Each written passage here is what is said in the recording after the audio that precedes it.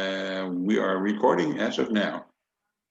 All right, good evening, everyone. I'm Amy Steele, and I have the distinct pleasure of introducing one of our most amazing guest speakers of all time, and that is Justice Pat Timmons Goodson, who really needs no introduction. She is the heartbeat of Cabarrus County and has made such an impact in our area. We are so honored to have her. And without further ado, I'm going to turn it over to Justice Pat Timmons Goodson, candidate for U.S. Congress District 8. Yay. Thank you all. And Amy Steele, what can I say other than your last name says it all. You are made of steel. What I mean by that is that in terms of your perseverance, the way that you give of yourself, your commitment to your community, and you are just awesome. And I'm so glad to be running with you. I see Gail Young here. Gail, so good to see you. You're both running fantastic campaigns. I can tell. I was in Cabarrus County twice last week, and I'm going to be there again tomorrow. And you all are everywhere. And so thanks for doing what you're doing. I know that your long, hard run is not only going to benefit you and the citizens of Cabarrus, but it's also going to benefit me and all of the Democratic ticket. So thank y'all for what you're doing. And to all of the good Democrats of Cabarrus County, it is good to be back with you. It is good to be back with you. I don't know what to say other than thank you for your hard work thus far. It has meant a lot. We are going to be able to make the change that is so necessary in this state and in this country because of your hard work. I regularly say, as I campaign both in person and virtually, that any successful effort to turn the state of North Carolina blue must go through the 8th Congressional District in the areas that, of course, where you are. And I believe that with all that is in me. As I move around, I'm doing a lot of talking, but I'm also doing a lot of listening. I learned recently that we have 19 interstate highways, some 80,000 miles of roadway, and 13,000 bridges. And you know and I know that the people of North Carolina built those in order to allow us the freedom of going wherever it is that we want to go. And but you know, there's this virus that we're dealing with makes even the shortest trip seem like it's full of danger. Whether we're talking about going to the grocery store, or whether we're talking about going to our houses of worship, or even if we're just talking about going a few blocks over to see a loved one. And it's not a good feeling. At the same time, we are experiencing the only way that I know to describe it is a loss of confidence in our national leadership. Many of you, as soon as some of our leadership finishes a sentence, either you say it or you think it. He's lying, plain and simply. And that is not good. It's not good for this nation, and it doesn't feel good. And so we have all of this going on, and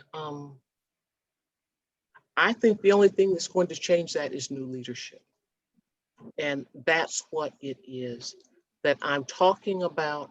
And I want you to know it's resonating. I say it's resonating because I look at our polling results. Our internal polls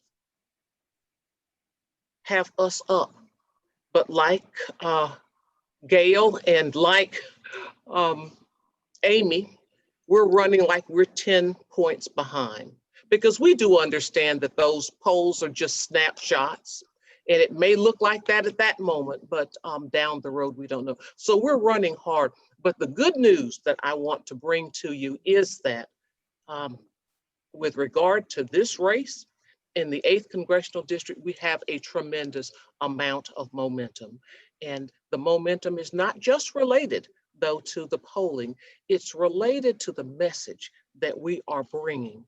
We're talking about making a change as it relates to healthcare. We're talking about tackling the economic crisis. We're talking about tackling the climate crisis. And of course, we're talking about tackling the social and racial justice crisis. Any one of those would be a heavy lift for any nation, but in combination, we are facing some extremely difficult times. As my mother and the old people that I associated with as a child would say, it's a time in the land.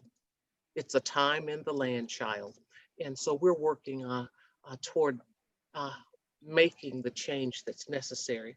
I want you to know that people are hearing that message of change. I don't know about you, but I don't believe that these long lines that are being observed are people that are voting in these large numbers in order to keep the status quo. It doesn't work like that. I believe that they're voting because they want change, and that's the change that we are working so hard to bring to them. Many of you may know that with regard to the 8th Congressional District, 1/3 of the citizens that we predicted would vote have already cast a vote, and we still have more than a week left. In our early voting. Absolutely, that is huge. That is huge. And you know that Democrats, of course, are outvoting both the unaffiliated and the Republicans, registered Republicans. That too is great news. And so my brief message this evening is one of encouragement. Things are looking good. Folks are out voting. We just need to keep the message up that we must continue voting. We must continue voting.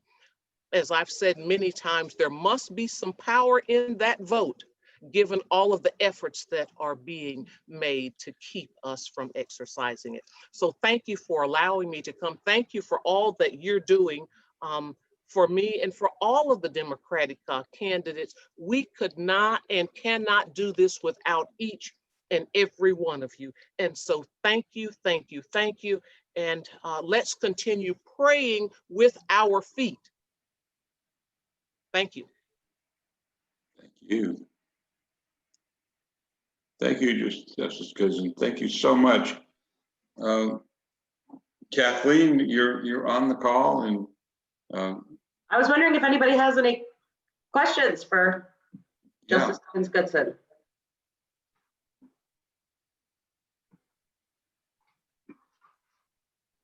I just want to say energy is high and people are voting for you. I know you got to run, but golly, great job, Cabarrus. It is, the message is resonating. You're absolutely right. We are here for you. Continue to be out, pounding the pavement and hoping and praying for all of you. Seriously. Thank you. And I'll see some of you tomorrow. Yeah.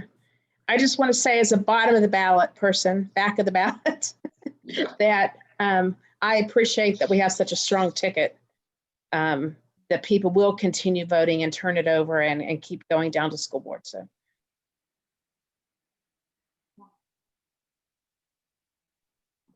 Thank you. Well, the agenda as it was set out originally, Kathleen, was that we were going to have Amy be the next presenter. She is running for Assembly 82 and doing well, Amy. Congratulations on all your efforts and turning some of the negativity around and sticking it right back to the Republicans. They were running some negative ads, and that was just so crazy. And I love the way you responded to those ads and positioned this so that people know that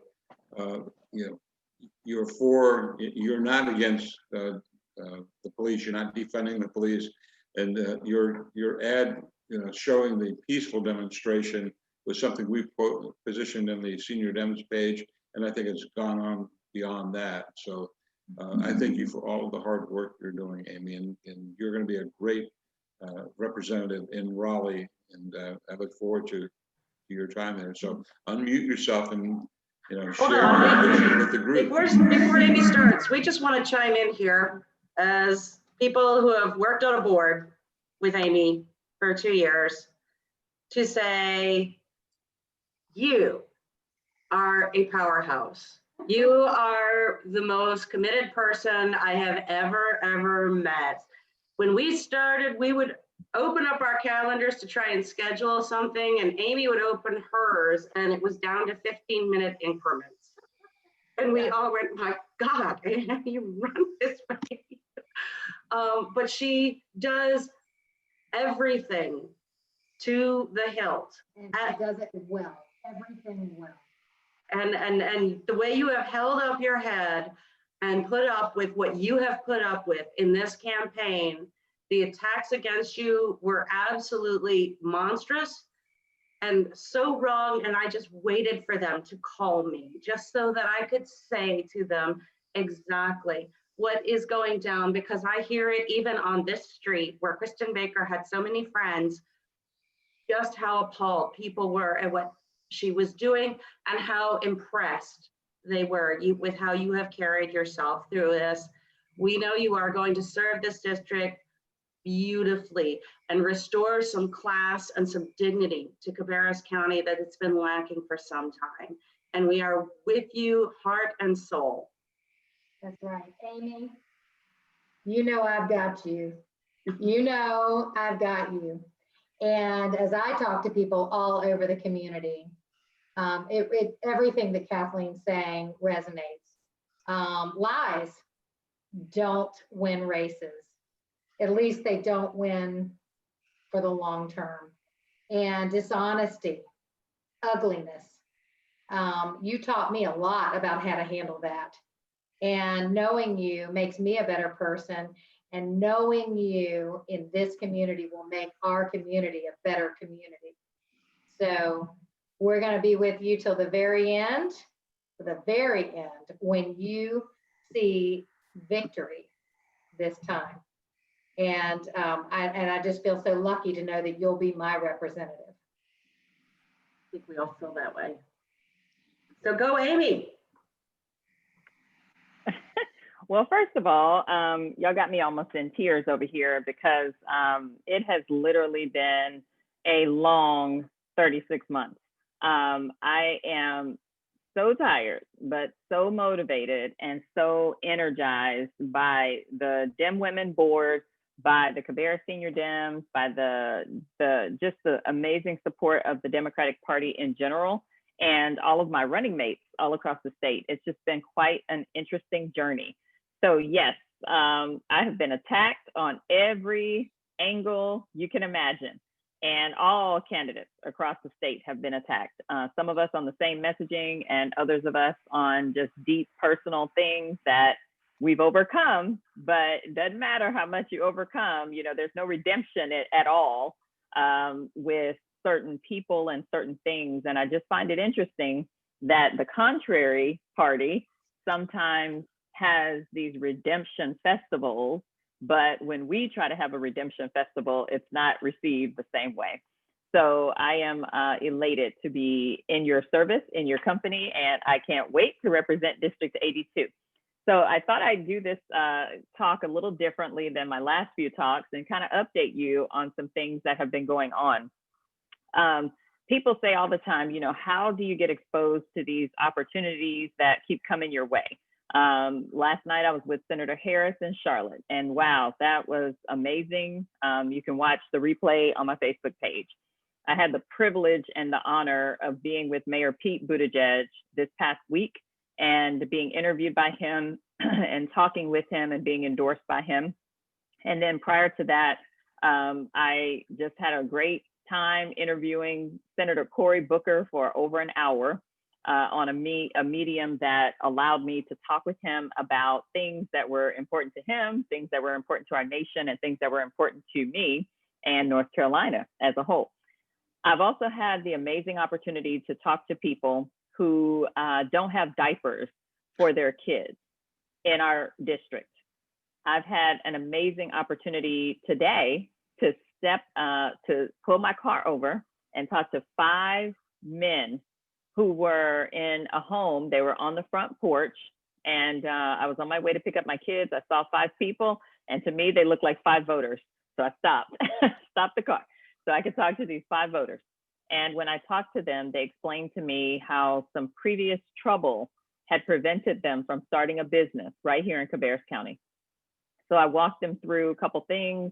I saw they have a homemade boxing ring in their yard, and they train neighborhood kids to box and to fight and to take their anger and aggression out on the boxing mat or boxing ring, and then separate and be able to hug each other, love on each other, and like each other at the end of a boxing match, regardless of who won. You know, teaching them life skills and building skills and things that are relevant for our society, especially when we're constantly being berated and bullied by national politics and national leadership, as well as some of our state level persons who are in charge of certain things as well. So when I got the opportunity to stop today, that reminded me why I started running. I started running in 2017 for the people. I didn't start running because I thought this was a fun, sexy job, because it's not. Gail, you know what I mean? It's not fun sometimes, and it's not sexy sometimes, and sometimes it just sucks. It really does. Not because of the job itself, but because of the long hours, because of the 15 to 20 hour days. Sometimes we get very little sleep, you know, dealing with the situation, dealing with a challenge, or, you know, up raising money early in the morning, raising money in the middle of the day, raising money in the middle of the afternoon, raising money in the early evening, going to events, you know, doing all of these things. And I'm so thankful for Zoom, but when you have 12 Zooms a day, sometimes it's a little bit of an overkill. So being out in the campaign trail, despite having, you know, concerns about COVID, has really given me a motivation and a boost and reminded me why I started running in the first place. It was for the people. So I decided in these last, you know, couple weeks that I would still call people and do my normal stuff, right? Raising money, calling people, doing events, but I have to get out and do something with the people. So we worked the polls just a little bit, not too much, because there are so many volunteers who want to do that as well. But we are also, or I've been going out into the community, and from a safe, socially distant space, I've been interacting with people and just learning and talking to them about what they need and what they are in, what they're, you know, what they have questions about. And what I'm learning is that, you know, people are suffering in tremendous ways. If it's not physical or financial, it may be mental. There may be some things that are going on in their mind and their heart that they just want to have a human to talk to who's not necessarily their family member. They just got to get some things off their chest. And when I do that, it energizes me, but it also energizes them, and we just all feel better. So I say all that to say, I'm so excited to be here with you. I will take questions. I don't know if that's at the end or after Gail speaks, but we are running for the people. We're not running for any, you know, self-aggrandizing reasons. We are running to be able to serve and be able to help others. I'll say this one last thing. We have a situation in Cabarrus County where people are returning to work, okay? As they return to work and they have young children, those young children have to go to childcare centers. As the child care centers open back up or they've remained open, but they open at a larger capacity. We have to hire, the child care directors have to hire new people to come back and take care of the children, right? But we have this challenge where our local offices that may fingerprints or provide background checks have been limited in service. So I've had the pleasure of being able to help some of our child care workers to get access to fingerprinting time. Like, you know, the problems that people have, we can help solve them as a collective community. And that's what I want to be known for. I don't want to be known for the person who runs for office because it was a cool thing to do and it was a nice fad in 2020 or 2017 when I started. I want to be known as the problem solver, the person who can get it done or figure out who can get it done. That's what I want to be known for. And I'm so, I guess, impassioned by this moment to just be able to be that person to help fix someone else's problems. So I'll leave it there. I'll turn it over to my colleague, Gail, but I just wanted to leave that with you guys. I appreciate your support. Thank you so much. And I look forward to questions at the end. Thank you, Amy. Wow. Wow. Well, Gail, you know, you ran last time, you're running again. You're up against a formidable opponent. And we know you're going to beat him, and we're going to send him back where he belongs, and we're going to put somebody else in Raleigh that has the interest of the people at heart, just as Amy has the interest of the people at heart. So I hope you'll share a little bit about your story and what you're trying to get done and what we can do to help you. The part I find fascinating is each race is so uniquely individual. And watching what Amy went through, and in watching, I saw her most recent commercial today, which I think is just absolutely awesome, as a response to some of the crap that they've thrown her direction. I had it easy for a long time in that they kept trying to throw things, I think, on me that just didn't stick. And so the most recent has been kind of humorous in that they have redefined my platform and are sending out mail for me as an uber liberal Democrat. I find it fascinating. So, which means to me that they're desperate and they don't know anything else to do. And so now they're trying any way they can to reshape and redefine who I am so that they can get ahead. My brother gave me the best advice years ago, which is, and I've always thought of this often. And he was talking about the race where the what's the swimmer's name that was so good? Was it Michael Phelps. Spitz? Michael Phelps. Michael Phelps. Michael Phelps. It was whenever he was swimming, the guy beside him was swimming and was probably going to win. He was ahead of him, but he looked back, and that gave Michael Phelps the moment in time that he needed to go ahead and finish that race strong. And my brother's thing is, you never lose sight of what your end objective is. So as much of a distraction as Republicans will throw, and they certainly throw it, the bottom line is we never lose sight of what that end point is, which is to have representation that really stands for Cabarrus County, making sure that we have schools that function for all children, regardless of zip code, and making sure that people have health care that's affordable, making sure prescription drugs prices are low, and that people don't have to make choices between food and healthcare. Those are things that are critical. And I truly do believe that we can actually establish what our vision of North Carolina is and create to get to that vision. So I say all of that. You know, it's been a long challenge, and it certainly has been up and down, and probably the hardest thing I've ever done in my entire life. Full of a lot of positives, full of some real dips, but worthwhile endeavor. And certainly, if we can send Mr. Pittman back home because he has spent 8 years and done really nothing. So if we can send him back home, that would be great. And I'll say once again, you know, I got into this because districts. That's what's important to me, and that's what I'm still sticking with. We have to flip enough seats so that we can make sure that we are never in this position again in the future. That is paramount. So thank you for your support. Yeah, I know that a lot of you have supported me financially. Appreciate it. It's gotten us through to this final 12 days. So, and we're going to finish strong. It says my internet connection's unstable, so I hope you can still hear me.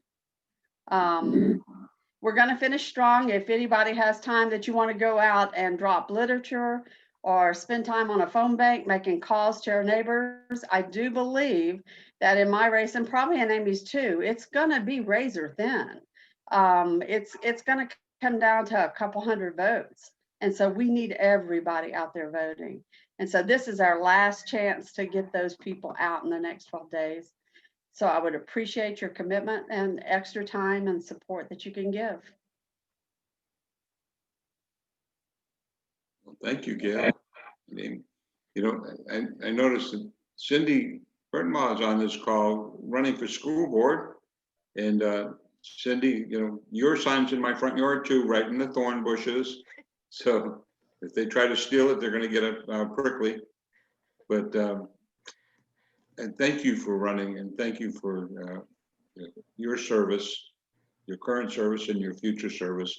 And thank you, Amy and Gail, for for running. The Republicans our opposition is letting out all kinds of negative ads. They're slamming our good buddy Marcus for something that happened 20 years ago, razor thin pretense. I talked with Marcus this morning and I said, Marcus, they're saying voter alert, and what I'm suggesting to him is spoiler alert. That was an event in my life that changed my life, and now I'm a better person for it. And I think, Amy, to your point, we need to take a look at every single one of us has something that we've done somewhere along the way that we probably would say, I wish I hadn't done that. But every one of the Democrats that I've met that are running for office are putting the people first, and they're putting first the agenda of the people, whether that's expanding Medicaid, or that's better schools, or that's a healthier environment, or that's trying to keep Duke Energy from putting more coal ash into our water, and on and on and on. So I'm so proud. I'm in awe that you guys are running for office and that you're putting yourselves out there. I'm so happy to see Carol Anderson on this call, one of the board members for the senior Democrats, and I'm glad to see Diamond Williams is on this call. I don't see her, and I know she's on mute, but for serving our community.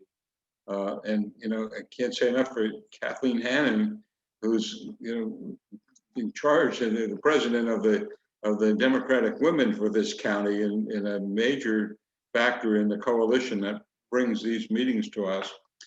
I can't wait until November when we can celebrate and have a Zoom call to celebrate your victories and to celebrate the victory for the people of this county and this state. So I think it's time for Q&A. If there's any Q&A out there, questions that folks have. I see David and Janet Millar are on the call, and they've been participating in the senior Dems for quite a bit now. And you guys you always have a question that that's worth the answer for sure.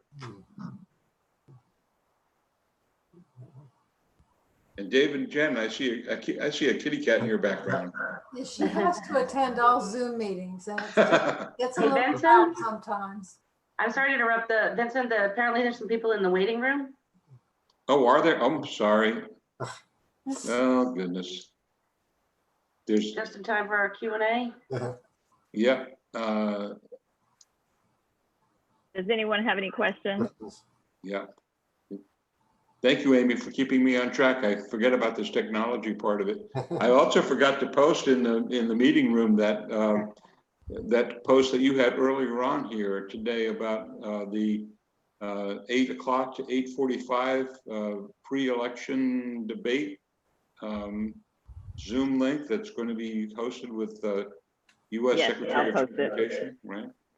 Yes, so if anyone is available and would like to attend, we are offering a complimentary Zoom link registration here for a conversation with former U.S. Secretary of Transportation and former Mayor of Charlotte, Anthony Fox. He served in the Obama administration, and he is my special guest. So we'd love to have you on to just be 30 to 45 minutes, quick conversation with him about his experiences and, you know, advice politically and things like that.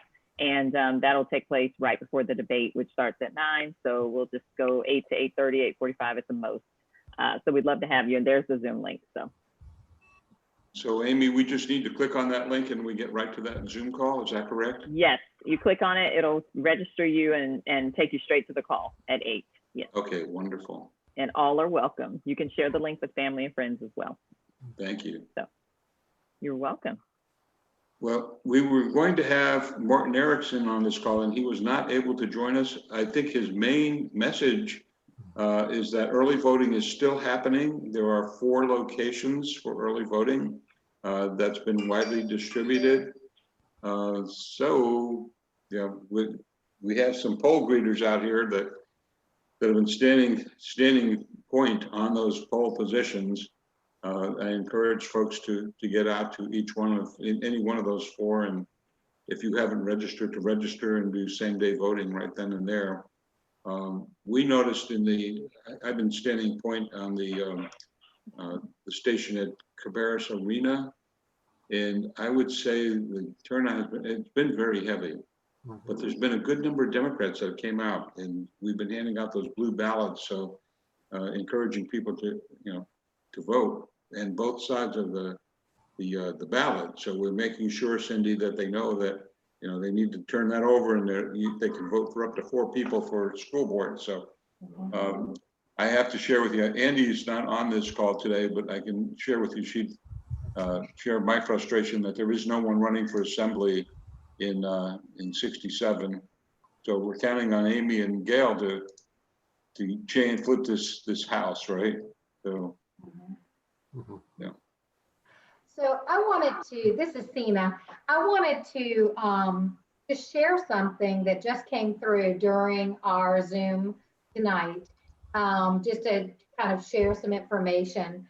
Some folks and it's probably your district, Amy, over in Christenberry, Skybrook, that whole area, Highland Creek.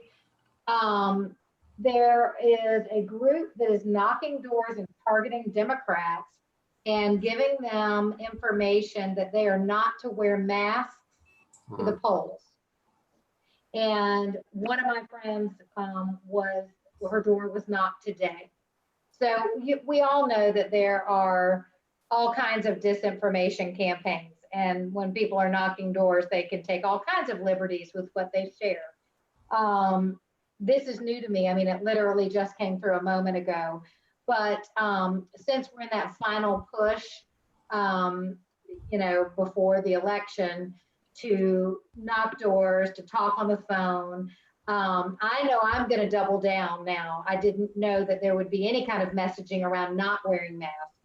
And I'm guessing that would be to put us in a position of looking like hypocrites, or to scare people away from going to the polls if they think no one will be wearing masks. So I think it probably is our duty to double down on that so that people are feeling safe. Yes, for voting is right. So I just wanted to share that since it just came across. Well, I would, if you could tell that person to call Vote Pro. Joe, my campaign manager's on here. Maybe he could grab the link or the number, but they should just call Voter Protection Hotline and go ahead and report that, even though it's not an irregularity that occurred at the polling location. Right. It's still something that needs to be reported as a voter intimidation tactic. And I do want to say this. So you bring up a great point about people being out doing stuff. So if the vote wasn't so important, you know, all these disinformation campaigns would not be going on simultaneously with 12 days away. And so I will just provide quotes or statistics on the Black vote, which I'm hearing a lot about in this particular election. And, you know, it bears discussing. So the current president won the state of Florida by 113,000 votes, but there were over 1.04 million Black people who were registered to vote who did not show up to vote. And I find that amazing, especially since we only take up or make up, according to the last census data, 13% of the US population. We know that this number is severely undercounted and that this population is severely undercounted and that that's not accurate. So I think we're somewhere in the margin of 30 to 40% myself, but you know, that's just me. But what we're seeing is this overall disenfranchisement of voters, voters of color, young people, voters who are just not a standard, what some perceive to be a standard, you know, Republican white male voter. And we're seeing that in droves. And so it's very important for us to encourage others to report any kind of issue, any kind of disenfranchisement, any kind of voter protection type of situation to the officials. There are literally millions of dollars being invested in protecting our right to vote right here in this state, not everywhere. Like everywhere, yes, but millions in North Carolina, from voter protection agencies, people who are mobilizing, volunteers who are watching the polls in a positive way, not watching the polls in a crazy way, but in a positive way, and watching out for these types of things. So please have that person report. And also, when you get to the Board of Elections, because of the wonderful work of Martin Erickson and all the other people who work on his staff, they won't be able to come in without a mask. So that myth will be laid to rest at the beginning. At least that was my experience. Gail. Yeah, they're letting them in today without a mask. They were taking great pride in it at the arena. And it has something to do with everyone has a right to vote. So they're still allowing them to come in. They still make them stay distance. Yeah. Yeah, So- Gail, I can tell you. This friend sorry, is just reporting that they're part of a Christian organization. I'll try to find out which organization they are part of, but I'm sure it's an evangelical group that's working, you know, tirelessly to elect Republicans. So I'll try to figure out which one it is, and then we'll be able to be more accurate when we report. But I will give that information and I will send them to your campaign manager. Yeah, okay. Thank you for that. And Gail, to your point, I can tell you as a poll greeter yesterday at the arena, they had a Republican counterpart and not wearing a mask. And one of the early indicators as to whether someone would walk by and accept one of our blue ballots was whether or not they had a mask on. Yeah.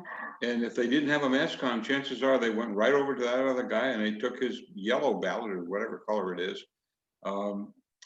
It's incredible how this terrible pandemic has been politicized. And I know people in my family who are suffering, one who died because of COVID, and our opposition party is treating it like some kind of a political football. And so I'm on this call because I'm angry, and I'm on this call and I'm involved at this level because I cannot look my grandchildren anymore in the eye and say I did nothing to help our party get over the line, because the opposition party, if they get another shot at the White House and they get another shot at all the other positions up and down the ticket, it's not going to have a good outcome. It's just not. So I think everyone who on this call who are running for office, I commend you and I encourage you. Let's fight the good fight. And yeah. So now I've said it. So it's recorded. So come after me. I don't care. Oh. My favorite statement that I heard somebody say was, vote for the person that you would want to leave your dog with for a week. That's great. And I love that. I thought, yeah, that's the truth. Vote for the one you'd like to leave your dog with for a week. That would And actually. I'd say the one you want to leave your kids with for a week. That's, yeah, there you go. Well, Kathleen, I know you wanted us to end the meeting a little bit earlier than normal because of the upcoming debate this evening that we're all going to be watching. And now we've got Amy's event. But I just want to say, and what an impressive thing to right before this election and with 3 women who are running to represent North Carolina. And I'm so proud that it is our district that has that. And Cindy here too. I have all of our female school board candidates. I am so pleased to see so many women stepping up, answering the call, and I am with every one of you. And everyone I could vote for, I did. So I am wishing all of you the best, and frankly, I'm wishing you the best. I'm wishing all of us the best. Yeah. We've got a little more than 1 Scaramucci left before this thing. And so if anybody doesn't know what a Scaramucci is, you're not, unit of measurement, 11 days. So please, let's all find a way on election night to be there for each other and for all of our candidates. And if there's anything else that you can think of for us that doesn't occur to us that needs to be done, we're here to do it. Okay, so I'm going to take a privilege to go ahead and volunteer all of you to volunteer. I'm volunteering you to volunteer. We have 3 critical needs, Gail and I. One is phone banking. When you phone bank, you turn out voters. As Cindy mentioned, their race is the last on the ballot, right before soil conservation, or right after, something like that. But it's last. Thank you. So that ability to have people turn their ballot over, looking for my name, looking for Gail's name, looking for the school board's name, like we have to call people, y'all, to remind them to vote. Because here's the deal. People have lives, they have tragedy, they have all sorts of things going on. And if they get one call from a person who is genuinely concerned about them and they say, hey, can you vote? Okay, what else is going on? We'll let the candidate know so the candidate or their team can reach out to you. But we are genuinely concerned about what's going on with you, but we also need you to go vote. Like, you gotta go vote. When people get that call, they march on down and go vote, or else they're gonna keep hearing from me. They're gonna keep hearing from Gail. They're gonna keep getting text messages. They're gonna keep getting digital ads. So it really helps us if you phone call. Gail is doing canvassing or lit dropping. We've definitely finished out the lit dropping, but we're still doing some canvas dropping, of door hangers and things like that in our district. But she needs help with lit drops. I need help as well this weekend. Like, it's gonna rain, y'all, in the next 12 days. And every time it rains, activity slows down. People don't want to call and they don't want to go outside because their hair is going to get all wet and they just don't want to make phone calls. I don't know why. So while it's sunny, please volunteer and sign up. Please take a shift and sign up. And don't just say, I'll do what I can, because what you can do is what I just said. Sign up for a volunteer shift. We need all hands on deck, so we all have a wonderful November 4th. Yeah, Vincent, I just want to say one thing before we all go. The Republican school board candidates have made a big deal about that we haven't had legislative breakfasts between the school board members and the Republican representatives in Raleigh in a couple years. What they're not saying is those candidates, or not the candidates, but those members either wanted to send staff members to see us or couldn't figure out a date, and it got put off and canceled. So it wasn't our lack of trying, but we're not going to make a big scene in the candidate forums. So I want to be the first to say, when Gail and Amy and I are all elected, I'm inviting you to come meet with the Board of Education. Good deal. I will entertain the board anytime. Entertain. I will entertain all of them. Amy, one thing to add to what you were saying about everyone, really signing up giving their time until we really do cross the finish line is, I've learned through years and years of being a therapist that we can say we're going to help someone. Oh, let me know what you need. But the reality is that sometimes we have to just jump in and do. And then sometimes we also do need to say specifically, what can I do to help you vote? So instead of, oh, don't forget to vote, it's what can I do to help you vote? It might be a transportation issue or a childcare issue. It might be a, can you explain those down ballot, candidates, because I get intimidated when I go to vote because I don't know who all these people are. Whatever it is, if we know it specifically what is holding someone back from voting, we're much better at meeting the need and getting them to go vote. And I'm trying to do that with everybody that I talk to. What is the issue? What is it that might get in your way? And how can I help with that? So I know that we can all do that on the phone. We can do it when we're knocking doors, but we can also do it when we're standing in the line at the grocery store or anywhere else. So I would just encourage everybody to use that language so that we can pinpoint what are the barriers. Kathleen, any final words before we stop recording? God help us all. Let's get these women elected. Let's do it. Good luck, Amy. Good luck, Cindy. Good luck, Gail. May the force be with you and all of us. And certainly Pat, I know she's not on, but Justice Simmons. Our futures are in your hands. So. Well, their futures and our futures are in our hands as voters. All know that. All of us know that we're in this